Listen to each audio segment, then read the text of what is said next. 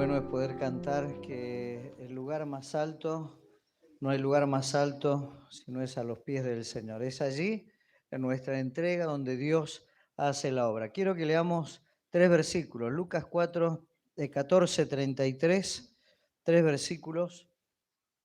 Lucas 14, 33 es el primero. El tema de esta noche, el título del mensaje es ¿qué trae o qué hay en tu ataúd? Lucas 14, 33, el Señor Jesucristo habla de lo que significa ser un seguidor de Él, un discípulo. Él dice, así pues, cualquiera de vosotros que no renuncia a todo lo que posee no puede ser mi discípulo. Así pues, cualquiera de vosotros que no renuncia a todo lo que posee no puede ser mi discípulo. Hebreos capítulo 10, versículo 39. Hebreos 10, 39. Pero nosotros no somos de los que retroceden para perdición, sino de los que tienen fe para preservación del alma. Nuevamente, nosotros no somos de los que retroceden para perdición, sino de los que tienen fe para preservación del alma. Y el último versículo, 2 Timoteo 4:7, dice, he peleado la buena batalla, he acabado la carrera, he guardado la fe. He peleado la buena batalla, he acabado la carrera, he guardado la fe. William Borden nació en el año 1887 y murió en el año 1913. Si sacan cuenta, todavía no, murió antes a los 25 años, antes de cumplir los 26 años. Él fue encomendado a la obra en China. Él nació en Chicago, en una familia muy adinerada, y la familia era multimillonaria. Y cuando tenía 15 años terminó sus estudios y antes de comenzar la universidad fue a un viaje a los 16 años, perdón, por todo el mundo, pagado por sus padres, y entonces él sale por el mundo.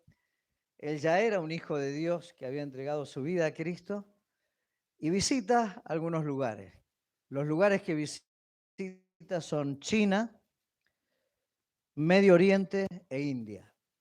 Todo un año visitando, conociendo los lugares, y mientras él está mirando, viendo, conociendo y demás, él siente un llamado de Dios a dedicar su vida a la obra del Señor, allí en esos lugares.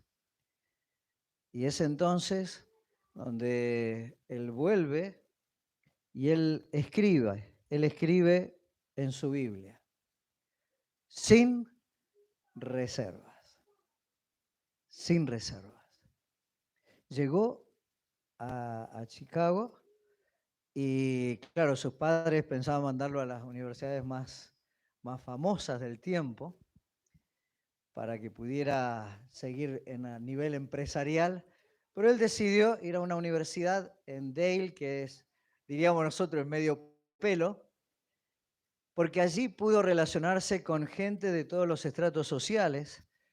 Comenzó a armarse un movimiento entre los estudiantes, entre los jóvenes, gracias a la intervención de él. Era un grupo pequeño, primero, que se reunía, de jóvenes que se reunían a orar, hacían discipulado, y llegaron a ser miles de jóvenes en toda la zona, visitaba hospitales, ministraba a los que estaban en necesidad. Y después siguió teología, porque la única forma en que pudieran encomendarlo a la obra misionera era si él estudiaba teología. Entonces se encauzó en estudiar teología y decidió ir a la China. Claro, él ya en su Biblia tenía sin reservas y tenía mucho dinero. Todos decían, no vayas, estás desperdiciando tu vida. Y es entonces donde él decide ir a la China.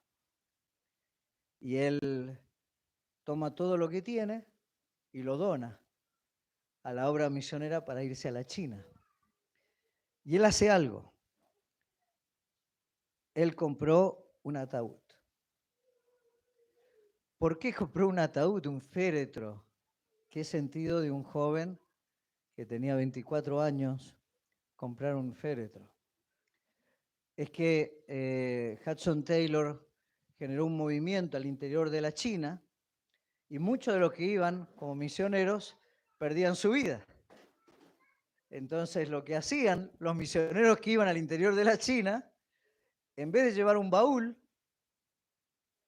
compraban un féretro y colocaban allí las cosas que iban a utilizar donde iban a estar sirviendo. Porque estaban seguros que iban a entregarlo todo, que no iban a volver. Eso era una práctica que muchos misioneros lo habían realizado. De hecho, uno de ellos, que era John Patton, que fue enviado a las Hébridas, donde estaban los caníbales, ¿no? Cuando John Patton va y también hace lo mismo y que compra el féretro y demás, todos le dicen, no vayan, mirá que allá comen a los misioneros. Y él le dice, comido por caníbales o comido por gusanos, la resurrección es la misma. Y allí fue. Y claro, en su corazón estaba ir allí a la China, entonces hizo eso. Y entonces tomó su Biblia y escribió sin retroceso. Y allí partió. Y él iba a la China. Y sale, y claro, tenía que prepararse. Y entonces se detuvo en Egipto para aprender árabe. Y mientras estaba allí preparándose para ir a la China, en ese año contrae una enfermedad, meningitis espinal, y muere. Mientras él está allí y ya sabe que se acerca el final, toma su Biblia y escribe la tercera frase: sin arrepentimientos. Sin reservas. Quien no renuncia a todo lo que posee no puede ser mi discípulo. Sin retroceso. Nosotros no somos de los que retrocedemos, sino de los que avanzan en fe para preservación del alma, sin arrepentimientos. He acabado la carrera, he guardado la fe, me está esperando la corona. Lo que él realizó, nosotros diríamos, en definitiva, su mirada estaba en la China, no llegó. Jóvenes de ese tiempo, cuando supieron la historia de la Biblia con las tres frases, la historia de John Patton, miles se levantaron para ir a la obra misionera. Porque, ¿saben? No se trata de qué es lo que lograste en la misión que Dios te ha dado. Se trata de qué es lo que entregaste para el Señor. Y la pregunta sigue en medio nuestro. ¿Qué hay en tu ataúd? ¿Sin reservas? ¿Sin retroceso? ¿Sin arrepentimiento? ¿Saben quién fue el primer misionero transcultural? Nosotros diríamos, bueno, el primer misionero transcultural fue Felipe, ¿no es cierto? Que fue el evangelista que fue y predicó allí en Samaria y después le fue a predicar a un etíope, ¿sí? Pero claro, él en realidad sí, cumplió con la misión, fue transcultural, pero él no había sido encomendado por una iglesia local y en realidad el primer misionero encomendado transculturalmente fue ¿quién? No, bien, fue el Señor Jesucristo. Pero de los hombres, Bernabé y Saulo. Porque nosotros siempre decimos, fue el apóstol Pablo. Pero quien lideró quien lideró la primera misión no fue el apóstol Pablo, fue Bernabé. Era Bernabé y Pablo. Y quiero que brevemente miremos la historia de Bernabé. Y lo que vamos a hacer es muy sencillo. Vamos a mirar brevemente la historia de Bernabé y le vamos a poner 3 etiquetas. Aquí no saben cuáles son las 3 etiquetas. ¿Sí? Sin reserva, sin retroceso, sin arrepentimiento. Fíjense, Hechos 4, 36 al 37. Hechos 4, 36 al 37. La iglesia primitiva estaba experimentando un gran crecimiento y habían grandes necesidades, y en medio de ellos aparece esta figura, Bernabé. En realidad el nombre de él no era Bernabé, era José. A él le pusieron de apodo Bernabé. Bernabé es un apodo. ¿Pero saben quién le puso ese apodo? Ese apodo se lo pusieron los apóstoles. Fíjense lo que dice allí Hechos 4, 36 y 37. Entonces José, a quien los apóstoles pusieron por sobrenombre Bernabé, que traducido es hijo de consolación, levita natural de Chipre, como tenía una heredad, la vendió y trajo el precio y lo puso a los pies de los apóstoles. Ahí sí, nosotros podríamos colocar allí ese sticker, ¿no? Sin reservas. Quien no entrega todo lo que posee, no puede ser mi discípulo. ¿Saben? Hay muchas cosas que nosotros poseemos, pero el gran tema no son las cosas que poseemos, sino aquellas que nos poseen a nosotros, aquellas que toman el control de nuestra vida. Y esa es la pregunta. ¿Qué es aquello que está tomando el control de tu vida y que te impide ser un discípulo auténtico de Cristo? Quizás en medio nuestro hay personas, jóvenes o hermanos, hermanas, que han sentido un fuerte llamado de Dios para servir, para dedicar sus vidas, sea a las misiones, sea a ir a otro lugar. No sé con quién estoy hablando, pero resulta que no puedes dejar algo o no puedes dejar a alguien. No puedes dejar una práctica. ¿Qué es aquello que te posee? Para ser discípulo de Cristo, tengo que estar dispuesto a dejarlo. El Señor no usa a aquellos que llevan su mochila cargada.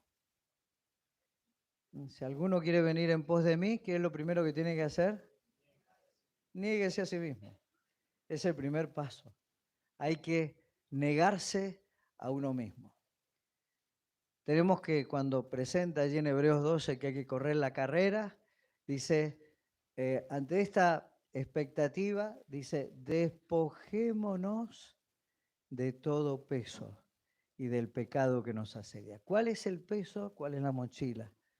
Que es aquel pecado que te está asediando, que tenés que dejar para que Dios te utilice completamente,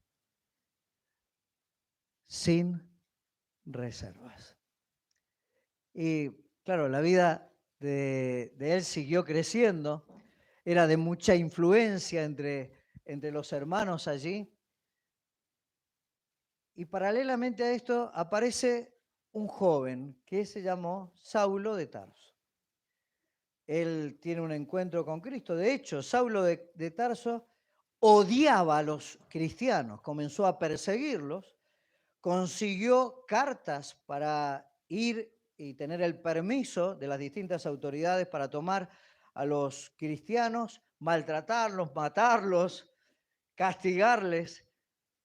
Y fue allí en el camino, él iba camino a Damasco, donde tiene un encuentro con Cristo. El Señor se le aparece a Saulo de Tarso y le dice, Saulo, ¿por qué me persigues?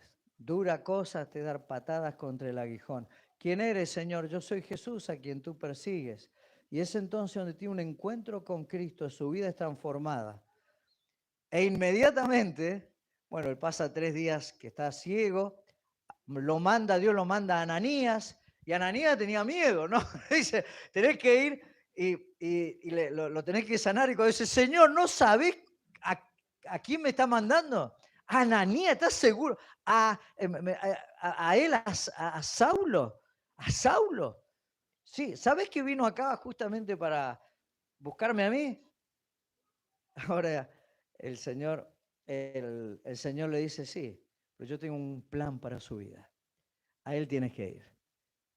O sea, Ananías tenía miedo. De allí en adelante, ¿sabe lo que hizo Saulo? Apenas se entrega a Cristo, su vida cambia, ve las cosas como la tiene que ver, tiene correcta la visión y la misión, comienza a movilizarse y dice, ¿dónde están los hermanos? Y comienza a ir a buscar a los hermanos. ¿Se imaginan? Ustedes reciben una notificación por WhatsApp, tengan cuidado porque viene Saulo de Tarso a matarlos. ¿Sí? No le abran a ninguno que parezca Saulo de Tarso, esta es la foto de él. ¿Tá? Mirá por ahí y lo ve a Saulo.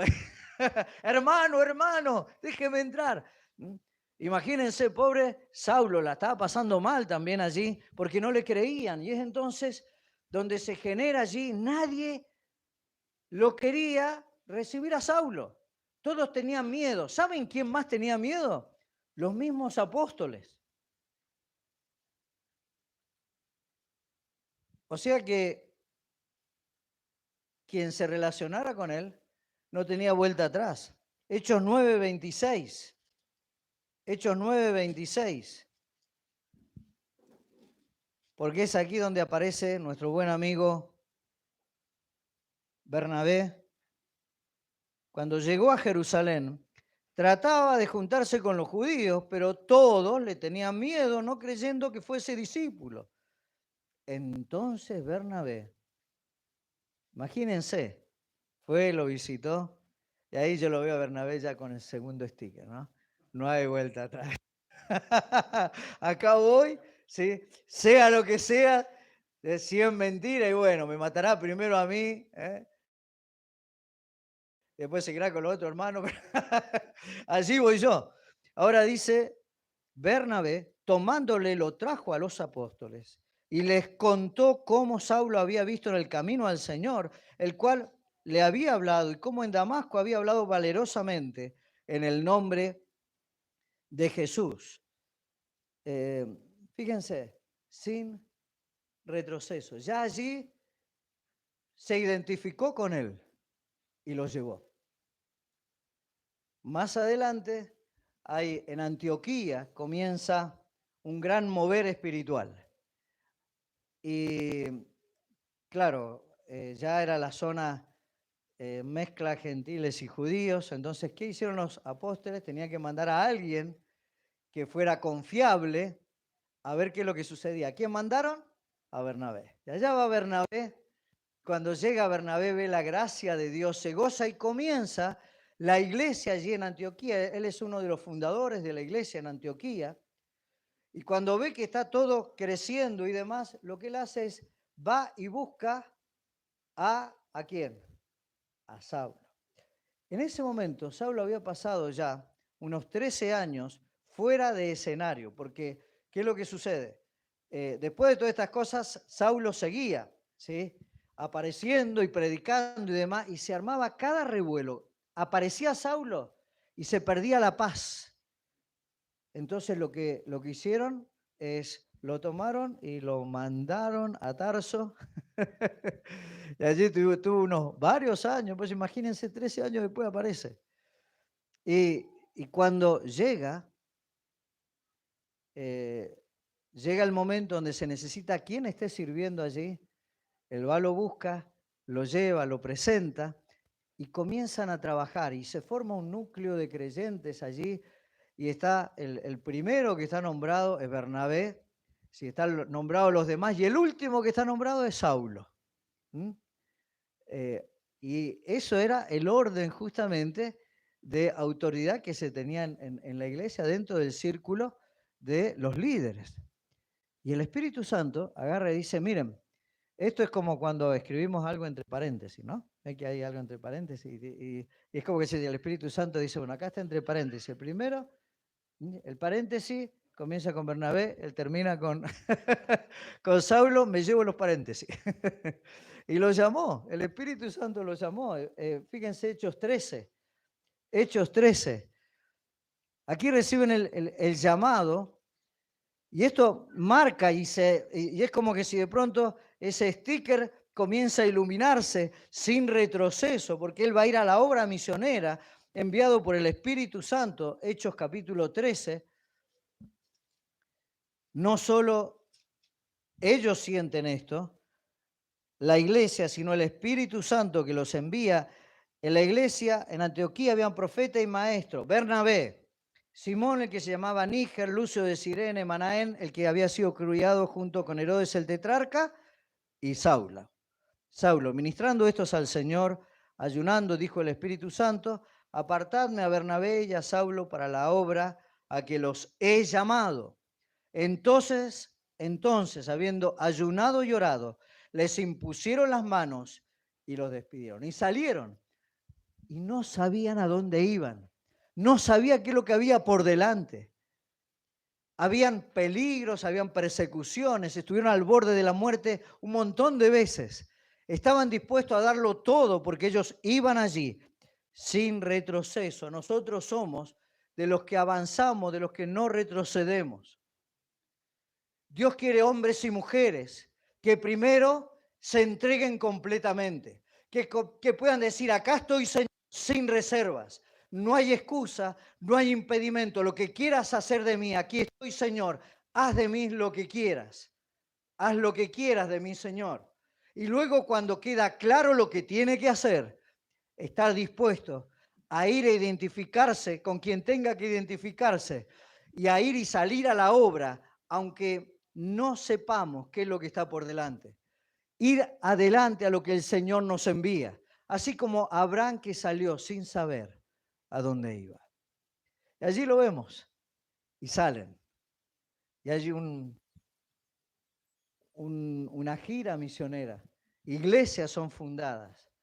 Vuelven de esa gira, visitan las iglesias, se establecen ancianos en las iglesias, que no eran iglesias como las que nosotros conocemos hoy, eran en las casas. Y luego de eso, quedan en Antioquía un tiempo ministrando a los hermanos allí. Y después de un tiempo, viene una segunda fase. Están allí ese año, esos años, ese tiempo allí. Y Pablo dice, volvamos a las iglesias. Vamos a volver. Pero hay un detalle que yo no les conté. Cuando ellos habían ido en el viaje, muchas gracias, Dios te bendiga.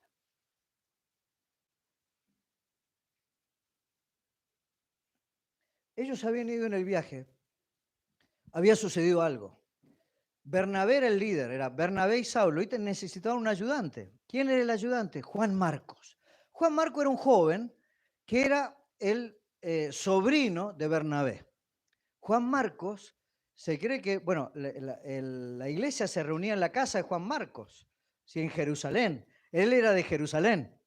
Entonces viajó a Antioquía y salieron a la obra. Pero ¿qué pasó? Llegó un momento donde hubo un cambio. El líder siempre fue Bernabé, seguido por Pablo, Saulo. Llega un determinado momento donde hay un cambio. Lo que hace Bernabé, se da cuenta del liderazgo que tenía Pablo y cambia de allí en adelante el liderazgo y lo pone a Pablo al frente. Y tenemos que es Saulo y Bernabé. Cuando eso ocurre, no sabemos qué habrá sucedido en la vida de Juan Marcos, qué habrá pasado por su mente, qué frustración o qué situación había estado viviendo. Quizás habría habido algún entredicho con Pablo, algo que no le gustaba, no sabemos. El hecho es que él se amargó tanto, se frustró tanto, que dice, bueno, hasta aquí llego, yo no sigo acá, yo me vuelvo. Y se volvió. La iglesia que los había encomendado era Antioquía. Se esperaba que volviera a Antioquía. ahí informara y después se volviera, si quería, a Jerusalén. Pero ¿sabe lo que hizo Juan Marcos? Estaba tan frustrado, estaba tan mal, que pasó de largo y se fue a Jerusalén. Habían terminado todo este viaje y ahora están por volver, están preparando todas las cosas. ¿Saben quién había llegado de vacaciones? Vamos a ponerle. Juan Marcos. ¿Lo habría llamado? No sabemos. Lo más probable es que lo haya buscado Bernabé. Y están por comenzar a salir. Y entonces Bernabé le dice, Pablo, tenemos que ir, vamos, vamos. Y ¿sabes una cosa? No te preocupes. Juan Marcos nos va a acompañar, ya la tiene clara, ya entendió cómo es el sistema, cómo es la forma. Yo ya hablé con él, no te preocupes. Vamos a leer Hechos 15. Hechos 15. Hechos 15, 36. Después de algunos días, Pablo dijo a Bernabé, volvamos a visitar a los hermanos en todas las aldeas, ciudades en que hemos anunciado la palabra del Señor para ver cómo están. Y Bernabé quería que llevasen consigo a Juan, el que tenía por sobrenombre Marcos. Pero a Pablo no le parecía bien llevar consigo al que se había apartado de ellos desde Panfilia y no había ido con ellos a la obra. Hubo tal desacuerdo entre ellos que se separaron el uno del otro. Bernabé, tomando a Marcos, navegó a Chipre y Pablo, escogiendo a Silas, salió encomendado por los hermanos a la gracia del Señor y pasó por Siria y Cilicia, confirmando a las iglesias. De allí en adelante, Bernabé no es más mencionado en el libro de los Hechos. Desaparece Bernabé. ¿Qué proyecto que había para Bernabé? ¿Se imagina si hubiera ido Bernabé con Pablo lo que hubiera sido? El segundo viaje y luego el tercer viaje. Tendríamos las cartas de Bernabé y estaríamos leyendo las cartas de Bernabé. Pero él tomó una decisión. Él dice, no, seguí. Yo me quedo con Juan Marcos. Con el pibe te vas a quedar. Con aquel que no me sirve para la obra, no nos sirve, con él te vas a quedar. Sí. Pero, ¿y sabes qué? Sin arrepentimientos. Se fue a Chipre. Desapareció de la escena. ¿Qué habría sido? Pero él desapareció. Para dedicar su vida, el resto no sabemos qué pasó después. Aún no. ¿Quién fue Juan Marcos? Más adelante, Pablo reconoce, escribiendo la última carta a Timoteo. Tráelo a Juan Marcos. Por favor, tráelo porque me es útil para el ministerio. Sin arrepentimientos. Había acabado la carrera, había guardado la fe. ¿Quién fue Juan Marcos? El autor del Evangelio de Marcos. ¿Creen ustedes que un joven, después de la experiencia de que hubiera sido rechazado por Pablo y por Bernabé, y hubiera vuelto con la cabeza agacha, creen que él después habría llegado a ser lo que fue?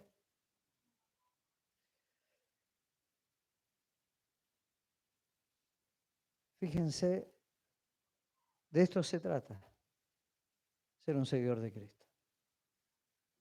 Sin reservas, sin retroceso, sin arrepentimientos. Dios tiene un proyecto para cada uno de nosotros. No lo midamos con los ojos humanos, no lo midamos con los ojos de nuestra denominación o de lo que nosotros nos enseñaron. No lo midamos de acuerdo a los distintos criterios y conceptos que otros tienen. Cumplamos el rol que Dios nos ha dado y estemos dispuestos a seguirle, sin reservas, sin retroceso, sin arrepentimientos. ¿Por qué? Porque el Señor Jesucristo lo hizo así. Él vino y se entregó completamente. Siendo rico, se hizo pobre, para que con su pobreza fuésemos enriquecidos. Sin reservas, lo entregó todo. Su última gota de sangre, todo. Llegó el momento donde estaba la oportunidad de volver atrás, Getsemaní. Y podría haber vuelto atrás. Y en un momento con el Padre le dice, Padre, si es posible, pasa de mí esta copa, no se haga mi voluntad sino la tuya. Y el Padre le dijo, no hay otro camino. Si querés volver, volver, no hay problema. Pero este es el único camino que está trazado. Cuando él salía del huerto, Pedro lo quiso defender y él le dijo, mete tu espada en la vaina, la copa que el Padre me ha dado no la he de beber. ¿Sabe lo que le estaba diciendo? Pedro, este es el camino, sin retroceso, yo voy a la cruz. Nadie me va a detener. Allí en la cruz del Calvario, el Hijo de Dios cargó el pecado de todos nosotros, del pecado de cada uno de los que estamos aquí. Él ocupó nuestro lugar. Vos y yo merecíamos la condenación eterna, pero el Señor Jesucristo fue y es nuestro sustituto. Entonces la ira de Dios, la ira del Padre cayó sobre su Hijo. Allí en la cruz del Calvario él decía, Dios mío, ¿por qué me ha desamparado? La respuesta está sentado aquí y está parado aquí adelante, por vos y por mí. Él hizo ese camino sin retroceso y lógicamente llegó el momento sin arrepentimiento. He acabado la carrera. Él dijo, consumado es. En tus manos encomiendo mi espíritu. Él lo dio todo por nosotros. No sé qué es lo que está en tu corazón. Si en estos días el Señor ha estado hablando a tu vida y hay decisiones que tienes que tomar. El Señor Jesucristo lo entregó todo, siguió hasta el fin, completó lo que el Señor le dio. ¿Qué será de nosotros? ¿Qué hay en tu ataúd? ¿Qué sticker está allí? ¿Qué es lo que identifica nuestra vida? Hubo una mujer, tenía 32 años, Charlotte Elliott, que tuvo una enfermedad que le afectó gravemente, era una hija de Dios, y comenzó a tener depresión, angustia, y de pronto, estando en su cama, escuchó el mensaje de César Malán, un predicador del Evangelio, y él decía, ¿te preguntas qué proceso tienes que cumplir para venir al Señor? ¿Qué tienes que hacer? Ven al Señor, tal como estás. El Señor quiere que venga tal como soy, dijo él. Ella escuchó, quedó impactada y el Espíritu Santo comenzó a trabajar en su corazón y empezó a escribir. Tal como soy, sin más decir. Que a otro yo no puedo ir. Y tú me invitas, Señor, a venir. Bendito Cristo, vengo a ti. Para aquellos que quizás están heridos y son cristianos, y son como el hijo pródigo, el Señor te dice, ven, tal como estás.